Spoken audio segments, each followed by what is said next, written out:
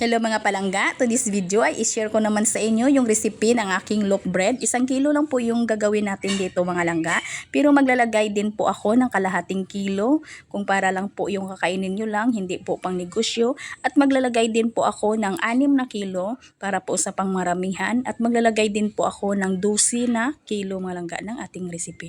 Kaya wag na nating patagalin, simulan na po natin. Ito po yung ating mga ingredients sa ating 1 kilo po. Itong video natin ngayon ay 1 kilo ay nasa video screen lang po natin. Sundan nyo lang po mga langga.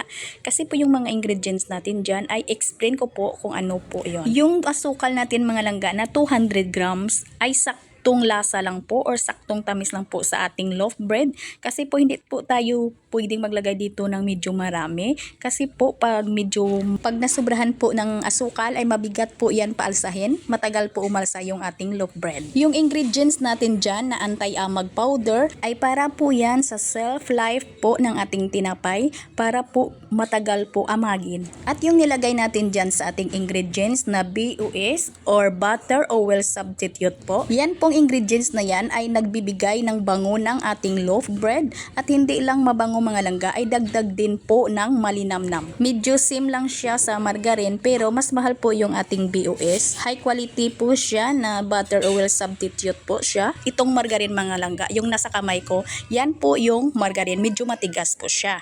Yung nasa ingredients po natin, ayan po yung nasa ating bowl, yan po yung BUS. Yan po ay medyo mahal. At smooth siya mga langga. Kaso nga lang medyo mahal po. At balik tayo mga langga sa ating anti-amag na ingredients. Yung anti-amag po natin ay tunawin po muna natin sa ating tubig.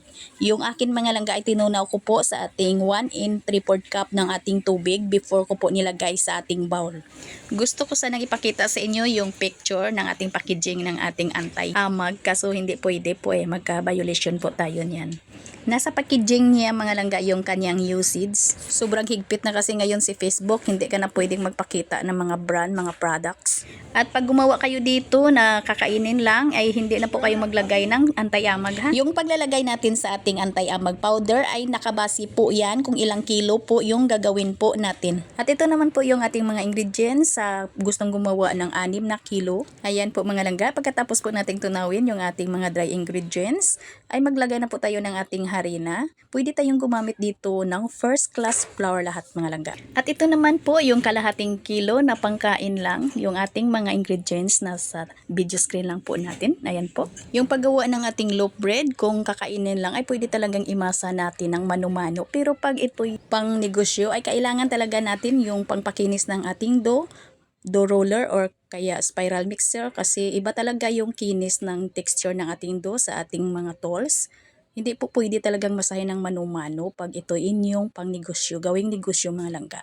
At ito naman yung ating mga ingredients para po sa gustong gumawa ng 12 na kilo. Ayan po mga langga sa ating video screen, yung ating mga ingredients for 12 kilos. Ayan na po, napakinis ko na po yung ating dough sa aking dough roller. Bali itong bigat lahat niya mga langga is 2 kilos po ito, ay hahatiin lang po natin ito sa 4. Kasi 500 grams po yung kailangan natin sa isang loaf bread.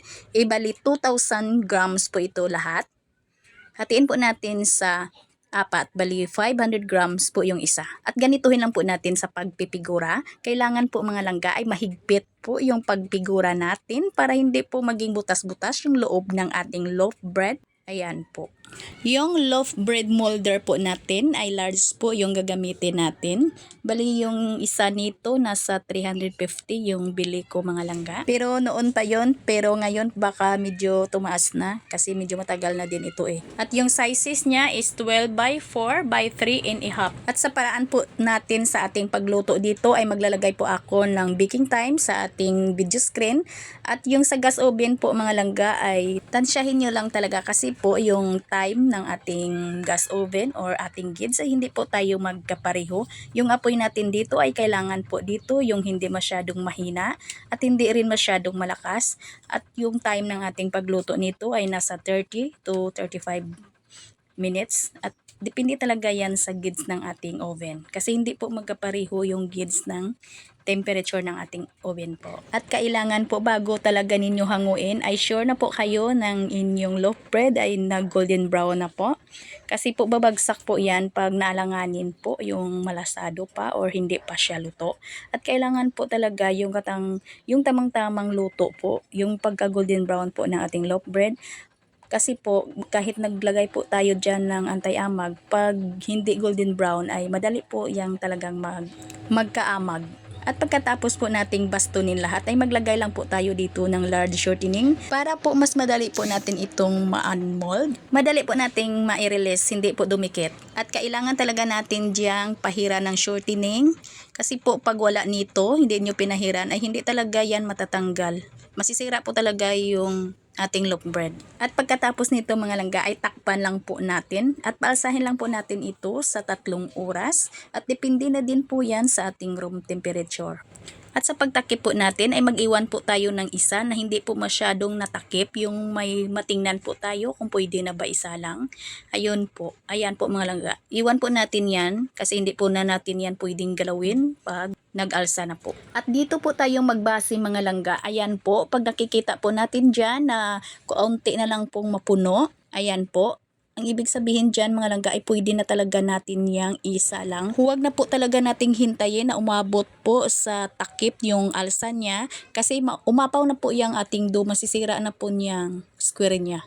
Ayan po, kung pagkain lang po pong gagawin ninyo, ayan po ating time baking sa ating video screen. At ito naman po yung ating time baking sa ating gas oven.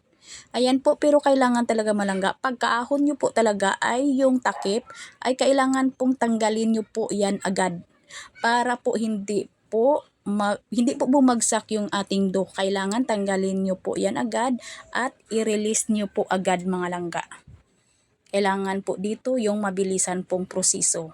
Kasi pag hindi natin yan i-release agad ay babagsak po yung ating dough. At bago po natin ito i-slice, ay make sure po natin na malamig na po talaga yung ating loaf bread para hindi po mayuyupi. Yung slicer ko ay natanggal yung 2 ngipin niya or 2 blade niya.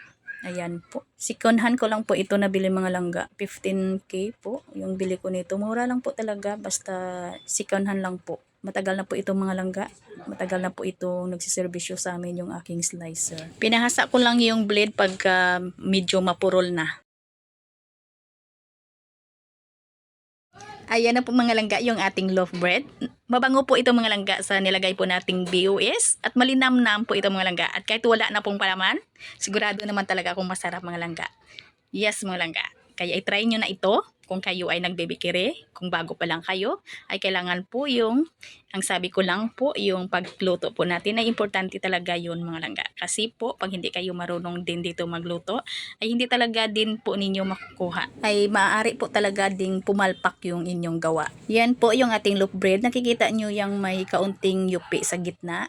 Ay kung slicein nyo na hindi pa talaga masyadong malamig, magkaganyan po talaga. Ayan po yung akin. Kasi po, excited na si Inday eh. Hindi pa masyadong malamig. Na-slice ko na po. Ayan po, excited na kasi para lang ma-i-edit na. Hindi na nakapaghintay. Kaya kung kayo gumawa, bago nyo slicein, ay palamigin nyo talaga muna. Sana po mga palangga, nagustuhan po ninyong ating video ngayon. Magkita-kita po tayong muli. Ito pong inyong Kainday Tinapay. Maraming salamat at bye-bye!